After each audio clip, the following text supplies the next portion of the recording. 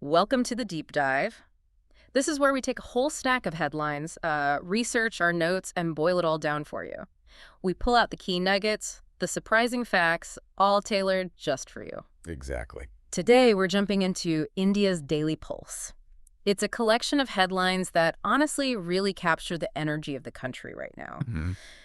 Our goal isn't just to read the news. We want to help you see the deeper stuff, Okay. the connections, what these stories actually mean in a world that's changing so fast. And that's what makes this so valuable, I think. We're going to show you how things that seem totally separate, like, say, a cricket result and global politics, or space missions and public health scares, they actually connect. Right. They all reflect these bigger trends happening in India and, honestly, globally, too. Each headline is like a little snapshot, a glimpse into this incredibly dynamic country navigating, everything. Okay, let's unpack this then. Let's peel back the layers. We're going to start actually on the cricket pitch with a result that, I gotta say, left me and probably a lot of you just scratching our heads. Yeah. Unpacking the unforeseen. Sports and politics in India. A. Cricket's agonizing inches. A tale of collapse and resilience. So first stop. Headingley leads. Opening test, Anderson Tendulkar Trophy 2025. The result. England beat India by 5 wickets. Okay, fine. But here's the bit that makes no sense. Yeah.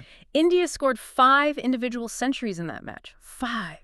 Including Rishabh Pant hitting tons in both innings. I mean, that's incredible batting. That's legendary stuff from Pat. Yeah. And yet, they lost. How does that even happen when you put up numbers like that? It's an extraordinary paradox, isn't it? You've got these monumental individual performances. Pant's twin hundreds are just wow. Right. But the loss wasn't about a lack of talent, not at all. It came down to 2 just catastrophic lower order collapses, and they happened fast. Okay, tell me about those. Right, so first innings, India's cruising, 430 for 3. You're thinking massive score, maybe declare save. Totally in control. Exactly. Then, bang, they lose 7 wickets for just 41 runs. Rare. All out 471. It's like the floor just dropped out. 41 runs for 7 wickets. Yep. And then second innings, similar story. They're decently placed, 333 for 4, setting a big target. Fighting good again. And then another collapse. 6 wickets fall for only 31 runs, all out 364. These weren't just small stumbles. These were moments where the entire momentum of the game just flipped. Like a punch to the gut. Absolutely. A huge psychological hit. Very hard to recover from in a test match environment. And England, you have to give them credit, they jumped on it. They certainly did. Capitalized brilliantly. Chasing down 371 on the last day. Yeah. That's a serious achievement. Yeah, a huge target. And the Indian captain, Shubman Gill, he was pretty blunt afterwards, wasn't he? He was quite candid, admitted, lower order failures, fielding lapses. He specifically mentioned, what was it, 4 drop catches by Yashasvi Jaiswal. 4, yeah. That's match-losing stuff right there. Each one of those is a lifeline. It really is. And it just highlights that crucial lesson, doesn't it? Yeah. Individual brilliance is fantastic, necessary even. But team execution in those key moments, that's everything. Gill's comments were interesting, too, because he sort of revealed their thinking. He said the initial plan, first innings, was to declare around 4:30, right before that first collapse hit. Wow, so they were close to their target number. Yeah, but the wickets fell so fast the plan went out the window, it just became a scramble. He defended the team, called them young and learning, which is fair. Sure. But he's also clear, drop chances, those late innings collapses, those were the killers. He also mentioned the bowling sort of faded once the ball got older, Right, lost its bite. making them vulnerable to that chase. And beyond the game itself, the reaction, the emotional side. Pant's Instagram post talking about the emotional sting but still believing in a comeback, that went viral. It did. Gill posted something similar, too. It really resonated, didn't it? Showed the disappointment, obviously, but also that resilience, that determination to fight back. Became a sort of rallying cry. Yeah, exactly. But what's truly fascinating, historically speaking, Go on. our sources point out, this is the first time ever India has lost a test match after scoring 5 individual centuries. No way, really? Think about that. Not just a loss, but a record-breaking loss where amazing individual efforts were completely canceled out by these systemic team failures at critical points. Wow. That's more than just a cricket story then. Absolutely. It's a lesson for any team, any group effort, really. How do you bounce back from that kind of blow when individuals did so well, but the team failed? What does it say about their mental strength moving forward? A real test. Big questions for the rest of the series. B, a progressive upset in the Big Apple. Zoran Mamdani's mayoral victory. Okay, let's switch gears completely. From the cricket pitch in Leeds to, well, politics in New York City. A very different kind of contest, but one that's sending ripples, maybe even waves, through the U.S. political scene. Ah, yes, Zoran Mamdani. Zoran Mamdani's victory in the NYC Democratic mayoral primary. Just stunning, defeating former Governor Andrew Cuomo, no less. A political heavyweight. Exactly. This is being seen as a huge win for the party's progressive wing over the more established sort of establishment core. It really is a major upset. And Cuomo, I mean, everyone remembers his fall from grace, right? Resigned in 21 amid all those allegations. Yeah, the sexual misconduct claims. His comeback attempt for mayor was bold, maybe audacious. But him conceding and even praising Mamdani's campaign, that felt significant. A real moment for the establishment. And the potential history here if Mamdani wins in November. He could be the city's first Muslim mayor, which would be huge, obviously, for New York, but for American politics generally. A sign of that increasing diversity in leadership. And here's where it gets really interesting. His campaign. It wasn't your typical big money machine politics operation, was it? Not at all. It seems like it was driven by a really smart grassroots approach. Very local, very connected. He leaned into those core progressive issues, right? Housing affordability, rent freezes, things that really matter in a city like New York. Definitely. And proposals like free bus services, Yeah. even government-run grocery stores. Bold ideas. But it was how he campaigned, too. Super innovative, using social media really effectively, apparently. Cultural references, too. Even Bollywood nods, reaching out in multiple languages. That's key in a city as diverse as New York. And those Chai with Zohan events sounds like they really worked. Just informal community chats. Yeah, building trust, mobilizing support. Especially, it seems, within that huge Indian community in the area, what is it, over 700,000 people? That's a massive voting bloc. Huge. And it sounds like they turned out for him. No, it wasn't all smooth sailing, though. There were complexities, controversies. Oh, for sure. He faced a lot of questions about past positions. Yeah. Things like calls to defund the police, which is always controversial. And his critiques of Israel's Gaza policy. Right. Sensitive stuff. But reports suggest he tackled these issues directly. Didn't shy away from tough conversations with voters. And used his immigrant background, kind of contrasting it with the Trump era. Exactly. Positioning himself as forward-looking, unifying. And interestingly, his criticism of Prime Minister Modi also stirred up debate back in India. So a cross-cultural impact, too. So looking ahead, the general election, it's shaping up to be maybe a three-way race. Potentially, yeah. You've got Mamdani, the Democrat, then Curtis Sliwa, the Republican nominee, the Guardian Angels guy. Right. Him. But there's talk as like Cuomo might still run as an independent, maybe. And the current mayor, Eric Adams, could potentially jump in too if he doesn't get the party line elsewhere. Could get messy. Split the vote. Very unpredictable. But if we connect this to the bigger picture, Mamdani's win could really be a sign of a larger shift, within the Democratic Party. More support for younger, more progressive voices. Possibly. Especially looking towards the 2026 midterms. And it's also part of that broader trend, isn't it? The rise of Indian Americans in U.S. politics over the last couple of decades. Yeah, that's been noticeable. And think about his background. His parents, Mira Nair, the filmmaker. Acclaimed filmmaker, yeah. And Mahmood Mamdani, the scholar. It speaks volumes about that evolving landscape, that increasing diversity finally reaching higher levels of political power. To India's internal debates and global standing. A, the emergency's echoes. Yogi Adityanath's Constitution Murder Day remarks. Okay, let's shift focus back to India now, and to a pretty somber anniversary, the 50th year since the start of India's emergency. A very significant and controversial moment in India's history. And the Uttar Pradesh Chief Minister, Yogi Adityanath, marked it with a symposium in Lucknow. The title alone tells you a lot. Black Chapter of Indian Democracy. Strong words. He went even further, calling the day Constitution Murder Day. Wow. That's incredibly strong language. He used that platform to really lay into the Congress Party who were in power back then. Right, Indira Gandhi's government. But he didn't stop there. He also criticized the Samajwadi Party, the SP, and the Rashtriya Janata Dal, the RJD, accused them all of basically distorting the Constitution for political gain. Yeah. Undermining democracy. He was invoking history quite deliberately there. Absolutely. Painting that era as authoritarian. I mean, the emergency itself, 1975 to 77, suspension of civil liberties, arrests, press censorship, it remains deeply controversial. And the most controversial part of his remarks, perhaps, was about the Constitution's preamble. Ah, yes, the words secular and socialist. He condemned their addition during the emergency, calling it a betrayal of India's soul. That's highly charged. Extremely charged. And politically, language like that, while it definitely shores up support with his base, it also risks making those communal and ideological divides even deeper. He also accused Congress of silencing Dalits and marginalized groups, betraying Dr. Ambedkar's legacy. Who championed equality. Exactly. Yeah. So a very pointed attack. And then he hit out at the SP and RJD for being silent on the anniversary, framed it as, opportunism or indifference to democratic principles. Painting the opposition as uncaring. Pretty much. So when you put all this together, what does it signify for India's politics right now? Well, this raises an important question, doesn't it? About how history is being used or reframed today.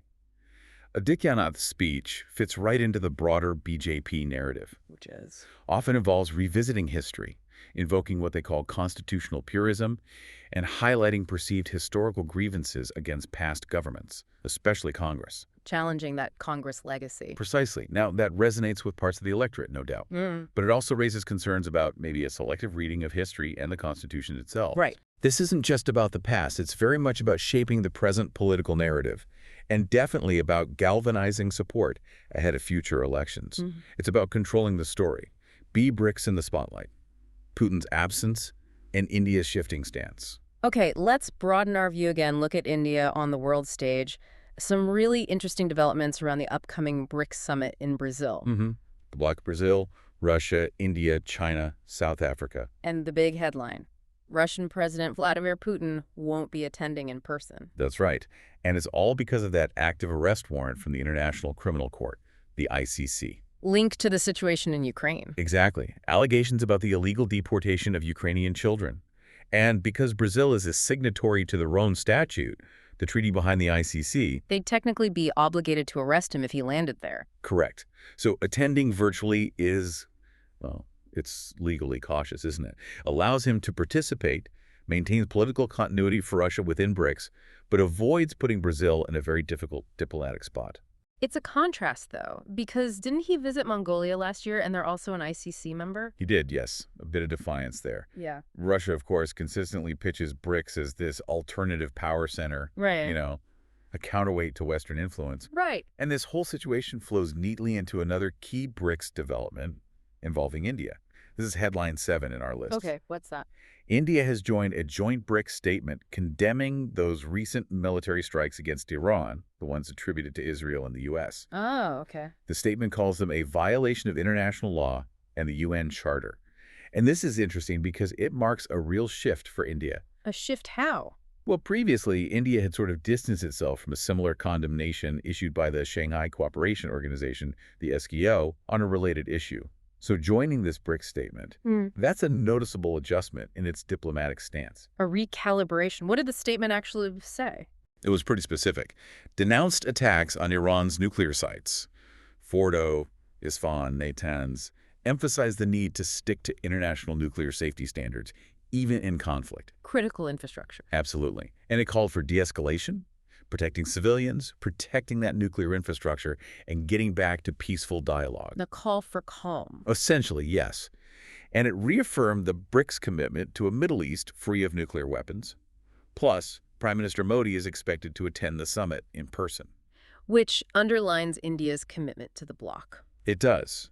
Shows India's strategic alignment and engagement within BRICS, even as it navigates these very tricky geopolitical waters. So if we put these two things together, Putin's virtual attendance, India's joint statement on Iran, what's the bigger picture connection? I think it really highlights the complex balancing act, the tightrope, that BRICS members are constantly walking. How so? They're juggling commitments to international law, like the ICC issue, with their multilateral diplomacy within the bloc, and of course their own national interests. A lot to balance. A huge amount.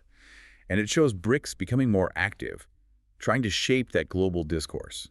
You see India carefully positioning itself amid these regional tensions. It's a really clear example of that multipolar world we hear about in action. Nations making nuanced choices, not just following old alliance lines. See Lalu Yadav's fiery critique. questioning the ceasefire and foreign influence. Okay, back to India's domestic politics now. And a familiar, often fiery figure, Lalu Prasad Yadav. Just re-elected as RJD chief. Right, and he stirred things up again, publicly questioning India's recent ceasefire agreement with Pakistan. And the timing is significant, coming right after that horrific Pahalgam terror attack in Jammu and Kashmir. Yeah. 26 lives lost. Just awful. And Yadav's accusation is pretty direct. Very direct. He's accusing the central government of bowing to foreign influence to agree to that ceasefire, specifically pointing fingers at former U.S. President Donald Trump. Because Trump had claimed credit for helping broker it. That's the connection Yadav is making. Yeah. His exact question, which blew up online, was, why was a ceasefire carried out at the behest of the U.S. president? And he didn't leave it there. No, he also hit out at the government for, as he sees it, failing to catch the people behind the Pahalgam attack, tapping into that desire for accountability, for justice. And here's where it gets really interesting and visually quite striking. Ah, the image. The digitally altered image he shared, showing Prime Minister Modi sitting on Trump's lap with other world leaders looking, well, submissive. Yeah, that was bold. Yeah. Definitely designed to provoke. It's more than just a meme, isn't it? It's a very clear jab at what Yadav sees as India's foreign policy being compromised, being weak, and linking it back to that failure to get justice for Pahalgam. Classic political theater, really. Designed to grab headlines and make a sharp point visually. And it certainly caused a stir. Oh, immediately. Yeah. Huge controversy.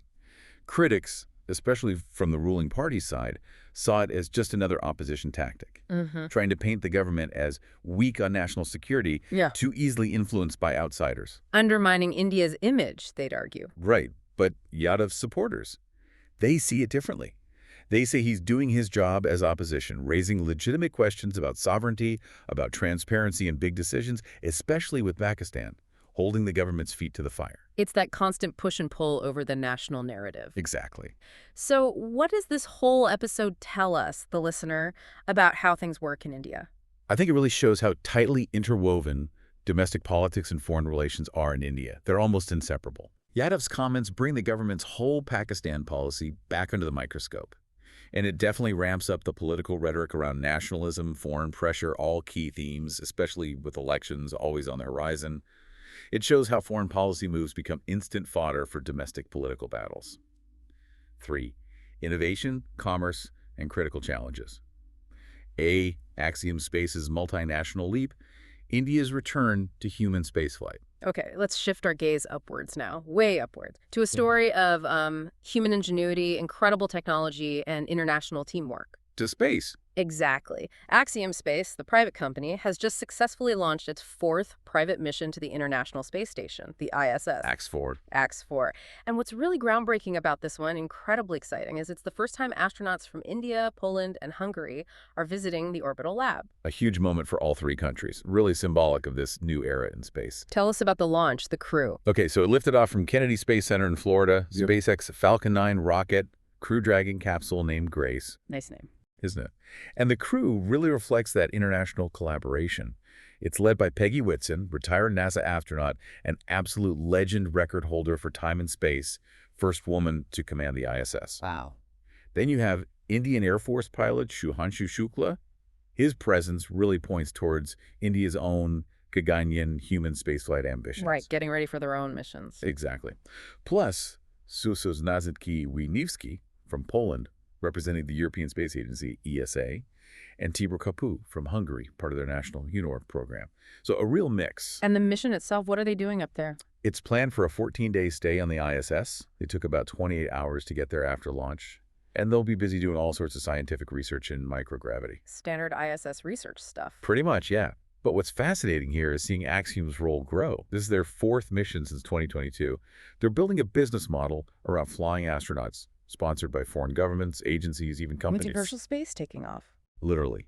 And for India, Poland, Hungary, this is huge historically. For India, it's a big step towards Gaganyaan. For Poland and Hungary, it marks their return to human spaceflight after more than 40 years. 40 years? That's amazing. It really is. Shows renewed ambition, renewed investment in space, and it shows space access is broadening. And looking ahead, this launch matters for SpaceX too, right? Yeah, their 18th human flight. First flight for the specific Dragon capsule, Grace. But the really big context is NASA planning to retire the ISS around 2030. Right, its days are numbered. And Axiom is already developing its own commercial space station to eventually replace it, or at least offer an alternative. That signals a massive shift, doesn't it? Yeah. Towards a new era where private companies run the show in low Earth orbit. It really shows how the whole industry is changing, moving beyond just NASA and Roscosmos. Absolutely. It's becoming more democratized, in a way. More nations, more researchers, maybe even tourists eventually, getting access to space. It opens up so many possibilities for science, tech, and just exploring. B, China's fertilizer curbs, trade tensions, and agricultural vulnerability. Okay, let's come back down to earth now and talk about some friction, economic and geopolitical friction that's hitting India's farms directly. Ah, the fertilizer issue with China. Yeah. Reports say China has basically stopped exporting specialty fertilizers to India for the last couple of months. And this isn't just a small thing, right? It disrupts vital supplies for agriculture. It's a significant disruption. Technically, it's not an official ban. It seems to be done through, like, extra inspections, procedural delays, that kind of thing. Bureaucratic hurdles. Exactly. But the effect is an embargo. And what makes it look targeted is that China is apparently still shipping these same fertilizers to other countries. So India's being singled out. It certainly looks that way. Yeah. And this is a big deal because India gets about 80% of its specialty fertilizer imports from China. 80%. Wow, that's huge dependence. Massive vulnerability, a real strategic weak spot. And this feels like part of a pattern, doesn't it? It connects to those other tensions. India restricting Chinese investment over security concerns, the ongoing border issues. Absolutely. We've seen these kinds of informal curbs before. Remember the restrictions on rare earth magnets a while back? Similar playbook, perhaps? So this raises an important question. What does this actually mean for India's farmers, for the agricultural sector? Well, the impact could be serious. India imports a lot of this stuff, maybe 150,000 to 160,000 tons a year, mostly needed between June and December for planting. Peak season. Right. And the market for these specialty fertilizers, especially micronutrients that really boost crop quality, it's growing fast, projected to hit over $1 billion by 2029 just for micronutrients. So demand is rising? Rapidly. But here's the rub. Making these locally in India is apparently unviable right now. Not enough volume, lack of the right tech. Catch. Kind of. So companies are now scrambling, looking at maybe setting up domestic plants long-term, but short-term, they're desperately trying to find other suppliers. Jordan, Europe. That means delays, higher costs. And remind us why these specialty fertilizers are so important. They're different from the bulk stuff, right? Yeah, they're more targeted, they improve yields, yes, but they also help reduce environmental damage compared to traditional fertilizers. Better nutrient uptake, less runoff. They're seen as the future, gradually replacing the old stuff. More efficient, better for the environment. That's the idea. So if we connect this to the bigger picture, this unofficial Chinese embargo, or whatever you want to call it, it just adds another layer of tension to that already strained India-China relationship. Amidst all the other friction. Exactly. It shines a harsh light on India's supply chain vulnerabilities and gives even more urgency to that push for self-reliance Atmanirbhar Bharat, especially in critical sectors like agriculture. It's a reminder of how trade can be used as a political lever. See, the pharmacy of the world under scrutiny. Chemotherapy drug quality concerns. Okay, this next headline. It's deeply worrying. Really concerning stuff with global implications. A major study has found alarming deficiencies in the quality of some widely used chemotherapy drugs. Yes, this is serious. And these drugs are primarily made by Indian pharmaceutical companies. That's right. The investigation was led by the Bureau of Investigative Journalism, reported in detail by The Hindu, and the findings are genuinely shocking. Nearly 20%, one-fifth of the cancer drug samples they tested globally failed to meet basic safety and efficacy standards. 20%. That's huge. What was the problem? The core issue was incorrect levels of the active pharmaceutical ingredient, the API. Some drugs had dangerously low levels, meaning they wouldn't be effective. Others had excessively high levels, making them potentially toxic. So either useless or dangerous. Precisely. This isn't a minor quality issue. It's fundamental. It undermines the entire purpose of the medicine. And the human cost, I mean, it's just devastating to think about. Drugs with so little active ingredient. The report quoted pharmacists saying they'd be as good as doing nothing. Heartbreaking. Patients fighting cancer, potentially getting ineffective treatment without knowing it. And the other side, overdose drugs risking severe organ damage, even death, turning hope into harm. The pharmacist's heartbreaking, quote, Really hits home. It absolutely does. And what's particularly unsettling here is the scale. Our sources say 16 out of the 17 manufacturers implicated in this specific study are based in India. 16 out of 17. And these drugs are used worldwide. Patients in over 100 countries rely on them for common cancers, breast, ovarian, leukemia. So this study has quite rightly set off major alarm bells globally. About drug safety, quality control. Exactly, especially for exported medicines. India is often called the pharmacy of the world. Huge production, affordable prices. But now it faces intense scrutiny. There are urgent calls for much stricter regulation, better oversight, more international cooperation to protect patients everywhere. It raises such important questions, doesn't it, about the fallout, diplomatic, economic, and obviously healthcare. It touches everything. Ethically, it's about manufacturing practices, accountability in that global supply chain. Millions rely on these drugs. The trust has to be absolute. This challenges that trust. Yeah. Economically, it could damage confidence in Indian pharma exports, a huge industry. Diplomatically, India needs to reassure global partners, show concrete action. And for healthcare, the immediate worry is for patients now, but the long-term impact on treatment, trust, and outcomes is massive. It just underscores the need for rigorous testing, transparency, a global commitment to quality, no matter where the medicine comes from. D. Bollywood's bright star.